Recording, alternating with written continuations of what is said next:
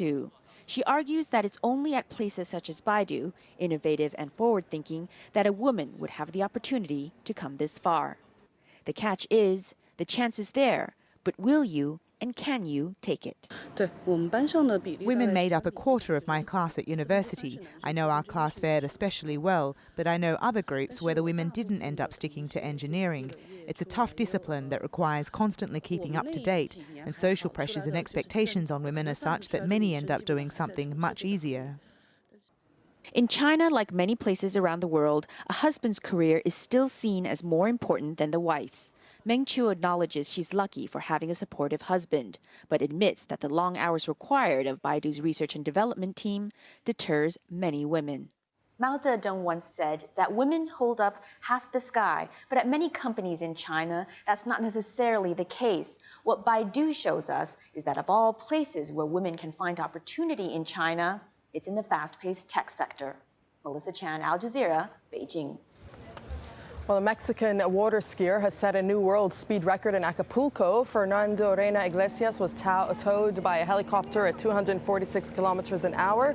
He beat the previous record, the speed of 217 kilometers an hour, to become the world's fastest barefoot water skier.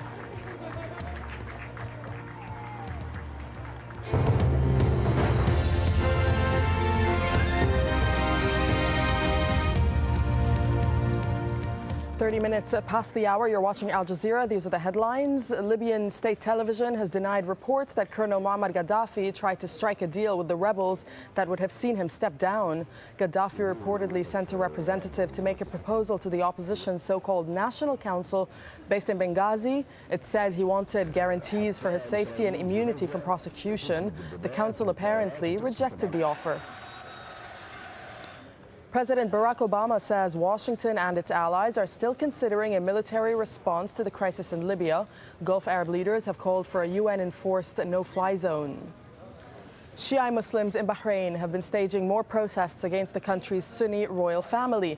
But on Monday, the protesters also focused their protests against the United States. Around 200 Shia protesters held a rally outside the U.S. Embassy demanding Washington ends its support for the monarchy. Protesters have been camping at Manama's Pearl Roundabout since last month, but they've only won minor concessions. In Kuwait, too, youth groups are calling for protests on Tuesday. As in previous protests, they want the prime ministers to step down and greater freedoms nationwide. The Al Sabah family has ruled the small Gulf state for over 250 years. Political parties are not allowed there, and neither is the planned demonstration, which has not gained permission from the government. To Pakistan, where a car bomb has killed at least 20 people and left more than 100 injured. The blast happened in the country's eastern city of Faisalabad in a neighborhood filled with government buildings. Al Jazeera's Kamal Haidar says a gas station was nearby. There were many people near that station who were at a courier office. They were collecting their passports. They would be receiving their visas. An airline office as well, which has gone down, at least a section of it has gone down. Many of the people are still trapped under the debris, and rescue efforts are still underway. Well, 18 people have been killed in a shootout in Mexico. Rival drug gangs fighting a turf war in Tamaulipas state are being blamed. The border state is a major transit point for drug smuggling into the U.S. In Côte d'Ivoire, opposition fighters have reportedly seized the town of Tulepleu, previously held by troops backing incumbent President Laurent Gbagbo. Gun battles have been raging as the standoff between political rivals continues. I'll be back at the top of the hour with a full news bulletin. For now, it's Riz Khan. Stay with us.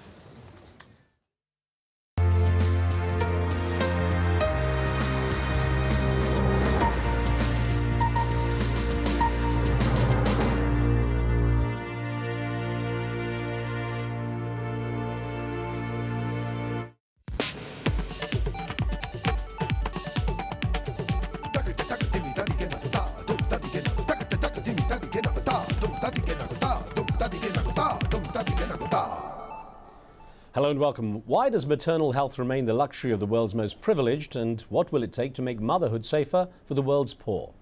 One of the 8 Millennium Development Goals set up in 2000 was aimed at reducing maternal mortality by 75%. But of all the targets set, making motherhood safer is lagging behind the others. Globally, the fight to reduce deaths related to childbirth and pregnancy has only met 20% of its goals. Today, 500,000 women die during pregnancy every year, and 9 million children in the developing world will die before their 5th birthday. That means that one pregnant mother and 18 children will die prematurely every minute of every day of every year. As International Women's Day marks its 100-year anniversary, we ask, what will it take to reduce the rate of maternal mortality around the world? Remember, you can send us your questions and comments through text messages or through email. I have two guests to discuss these issues. The first, as Grace Magazine covers around the world for 20 years. But beyond the glamour of the fashion world, she's also a staunch advocate for maternal health.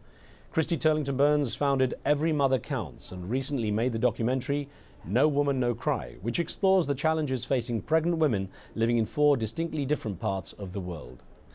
Christy Turlington-Burns will tell us more about that as she joins us from New York. And here in the studio with me is Jill Sheffield, the founder and president of Women Deliver, an international organization that campaigns on maternal health and women's empowerment. I thank you both for being with me.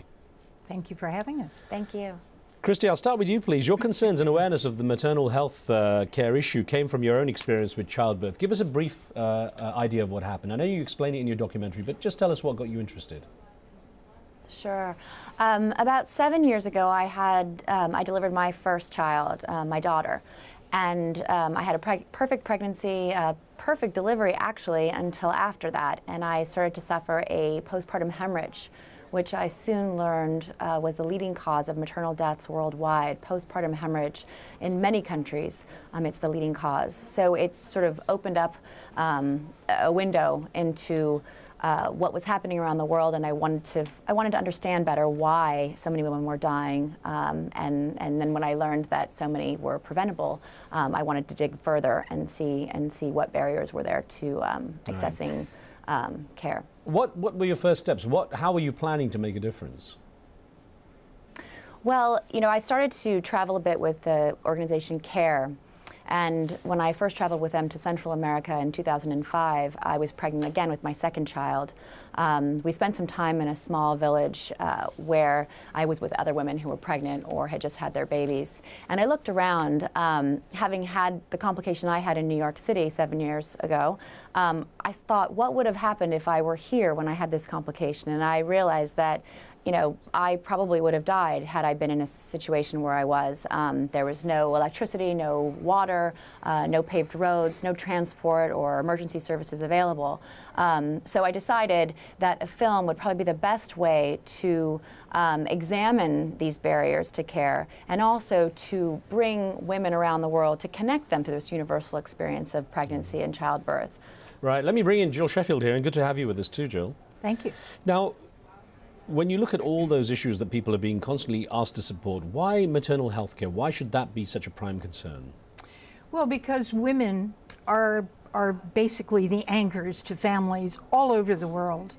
When you look at the parts of the world that have greatest difficulty with maternal health, Sub-Saharan Africa and South Asia, they're basically agricultural societies, which mean that women also do most of the labor. Right. So when a woman dies, the entire family suffers. The younger